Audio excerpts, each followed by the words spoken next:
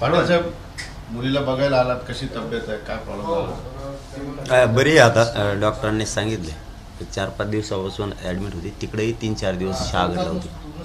मला माहीत नव्हतं, पण मला माहीत झालं की आजारी आहे म्हणून परवाही आलो होतो मी. पण ते गडबडीत गेलो. आज दिवसभर कार्यक्रम होते, ते सगळे परवाचे आजचे कार्यक्रम उरकून पुन्हा ते कर्म नाही म्हणून फोनवर रडायला लागले, तर पुन्हा भेटायला आलो.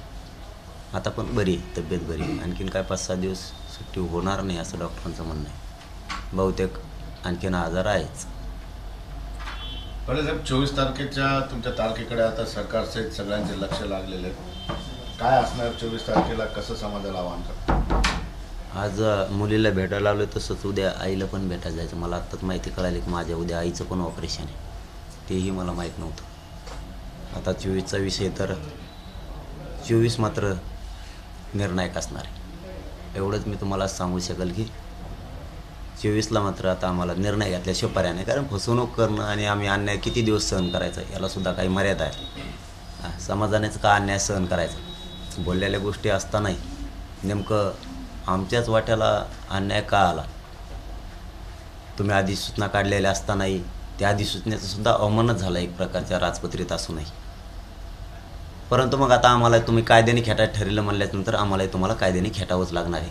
24ला समाजाला बरोबर घेऊन काय जो निर्णय असेल तो समाजाने आम्ही मिळून करू. शेवटी मालक समाज आहे, मात्र हे जाहीरपणानं सांगतो. अनेकांचं लक्ष 24ला याच्यासाठी लागलं आहे की मनोज जरांगे पाटील काही राजकीय भूमिका जाहीर करतील किंवा त्या ठिकाणी काही राजकीय निर्णय घेतील, कारण लोकसभा विधानसभा दोन्ही निवडणुका जवळ आल्या. राजकारण आपला मार्गच नाही. मी आजच नाही बोलत. हा एखादा विषयी राग व्यक्त करायचा किंवा नाराजी व्यक्त करायची म्हणजे त्याच्याविषयी आगपाखड करणं असं माझा कधीच विषय नाही आहे. आणि असण्याचं काही कारण नाही. जो बोलतो त्याच्याच विरोधात, कारण समाजाच्या विरोधात बोलला की तो कोणी असला तरी मला नाही सहन होत आणि मी ते करू बी शकत नाही. मी मरेपर्यंत माझ्या समाजाची गद्दारी नाही करू शकत. पण ओबीसीतून आरक्षण घेतल्याशिवाय यांना मी सोडत नाही. हे मात्र अंतिम सत्य, आणि त्याच्यात मी बदल करूही शकत नाही. कसल्याच परिस्थितीत नाही बदल करू शकत. आता त्यांनी फसवणूकच केली म्हणल्याच्या नंतर एक मात्र खरं आहे, आता समाज 24 तारखेला काय निर्णयाकडं कुंकड हे जात आहे हे आज नाही सांगू शकत मी.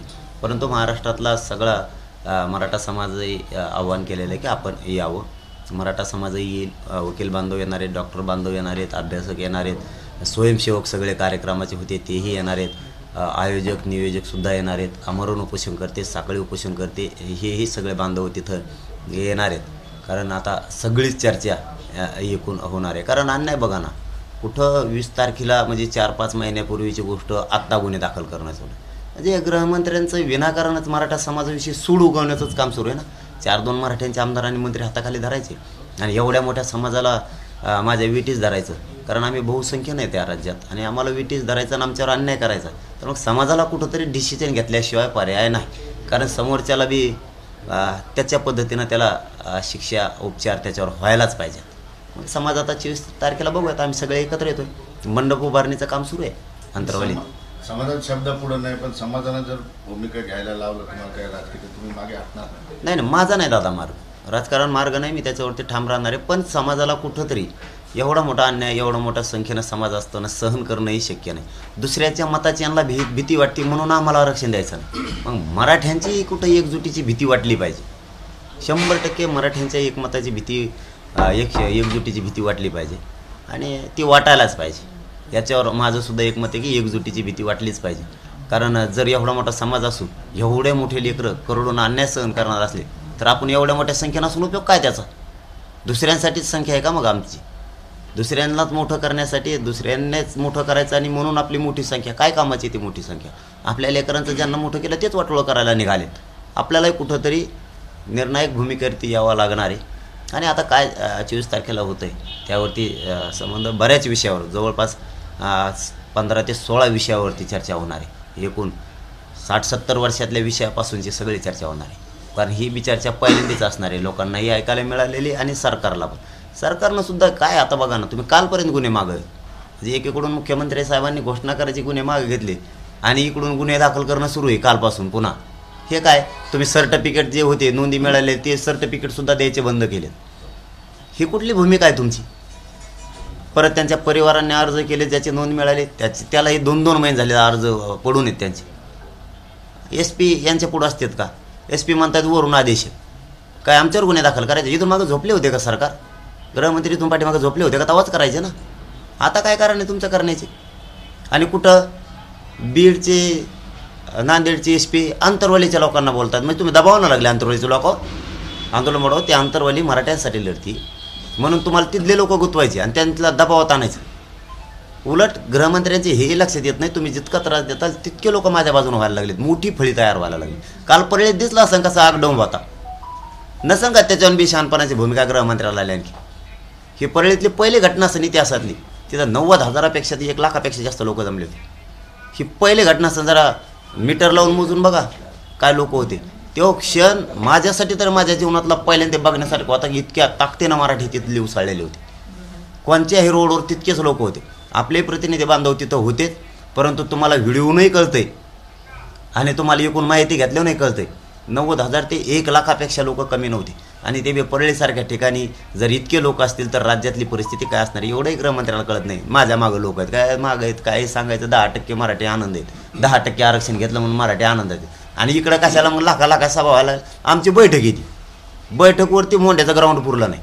तुम्ही कोणाला विचारा, तिथल्या प्रॉपर पालकमंत्री आहेत, तिथं मोठमोठ्याले नेते आहेत, सगळ्या पक्षाचे आहेत, त्यांनाही विचारून बघा ते ग्राउंड भरायला किती जड जातं. सहजरीतीनं भरलं. ते 2 दिवस अगोदर त्या लोकांना सांगितलं होतं संवाद बैठक. याच्यावर तरी गृहमंत्र्यांना कळायला पाहिजे की मराठ्यावर अन्याय करणं चांगलं नाही. ठीक आहे, तुमची इच्छा पूर्ण होईल, तुम्ही असेच मराठ्यावर गुन्हे दाखल करत राहा. मराठ्यांची मोठमोठ्या फौजा माझ्या बाजूनं तयार व्हायला लागली. चांगलं काम करतात गृहमंत्री. पण आता परळीच्या सभेसाठी तुम्हाला कोर्टापर्यंत जावं लागलं परवानगीसाठी, याच्याकडे कसं होतं? शेवटी म्हणतातच ना की न्यायमंदिर न्याय देईन, घटना आणि कायदा त्याच्यासाठी जनतेसाठी. कालची त्याचं जिवंत उदाहरण की त्यांनी जरी परवानग्या नाही दिल्या त्याच्यात तर ती तुम्ही वाचली असेल, त्याचं तर सांगण्यातच असं आलं आहे की अगोदर 4 दिवस परवानगी मागितली होती. नेमकी स्थानिक इन्स्पेक्टरनं आणि SPनं काय दबाव आणून ती दिली नाही. म्हणजे तुमचा असा अंदाजा होता का की 4 दिवसांना आचारसंहिता लागलेली, मग आचारसंहितेच्या नावाखाली मग देऊ नका, असे डाव होतात का? म्हणजे पोलिसांनी सुद्धा गृहमंत्र्यांचा ऐकून डाव खेळायचा. आता पोलिसाला तर आम्ही दोष देत नाही, गृहमंत्र्यांनी ते डाव खेळायचा. मान्य न्यायालयानं सांगितलं असं नाही करू शकत तुम्ही. कोणाला अंतरवली तर तेच केलं, मंडप उचलून टाका, अमका करा. आम्ही लोकशाहीच्या मार्गानं कायद्याचे नियम पाळून आंदोलन चालू होतं. ते कसं काय उचलणार तुम्ही मंडप? त्या मंडपला काय दोरीला घातलं देणार नाही मी. तुमचे नियम पाळून आम्ही करणार. आदर्श आचारसंहितेचे नियम आम्ही पाळतो. काल मान्य न्यायालयाने दिलेला निकालसुद्धा पाळला. काल ते म्हणले तसंच आम्ही कालही बोललेलो. परंतु त्यातून एक खूप मोठी गोष्ट आम्हाला मिळाली की न्याय मंदिर, तुम्ही कितीही सरकारनं अन्याय केला तरी ही 3री वेळ न्याय मंदिरानं आम्हाला न्याय दिला. मंडपही उचलू देणार नाहीत, उचलता येणार नाही. तिथलं साखळी उपोषण, आमरण उपोषण तुम्हाला हटवता येणार नाही, हे न्यायालयाने सांगितलं. तरी त्यांचं तेच चालू आहे. मग शेवटी आता इतका अन्याय होत असताना मराठ्यांनाच विचार करायला लागणार आहे. आणि याच्या पलीकडचं सांगतो, मराठी तर विचार करणारच आणि मराठी झुंजही देणार आहेत. परंतु छोट्या छोट्या जाती ज्या राज्यात आहेत त्यांनी मात्र सावध होणं गरजेचं आहे. आमचं बघू, एवढा मोठा समुदाय असताना जर सरकार इतका अन्याय करू शकतं तर 12 बलुतेदार, OBC बांधव, बौद्ध बांधव, मुस्लिम बांधव यांचं काय?